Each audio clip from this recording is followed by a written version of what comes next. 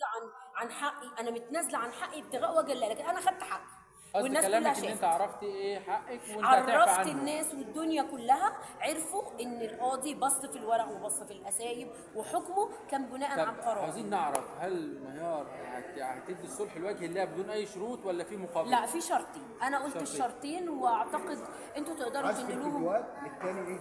لا ممكن اول واحد حذف الفيديوهات، وانه الشيخ يطلع يعتذر. يا جماعه اللي لو بيغلط. ما اعتذرش. طيب دلوقتي يا استاذ ميار في نقطه مهمه قوي. اتفضل. لو ما اعتذرش لو ما اعتذرش ما انا ينفعش الفيديوهات. طب انا اعمل ايه ساعتها؟ يعني انا المفروض ان انا نازلي ولا مش نازلي؟ لا.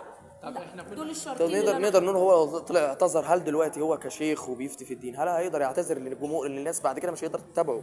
يا سلام، الرجوع شايفة الى حضرتك الحق فضيله. انا لو قلت على حد حاجه واكتشفت ان انا تسرعت، او ان انا ما تيقنتش او ما تثبتش، والكلام بتاعي انا كميار الببلاوي لو طلعت ببرنامجي وقلت حاجه وما اعرفش ان هي صح ولا غلط ورجعت فيها، مفيش مشكله. هو ده اصل انا لو انا تكبرت على غلطي، ده غلط. انا صحيح. الكبر مش صح، فانا ما اقدرش اتكبر عن حاجه عملتها انا محدش كان غلط. متخيل ان انت في يوم من الايام انت والشيخ يحصل بينكم خلافات ابدا. على فكره انا مفيش اي علاقه بيني وبين فضيله الشيخ، ولا عمري شفته في حياتي الا مره واحده اليوم.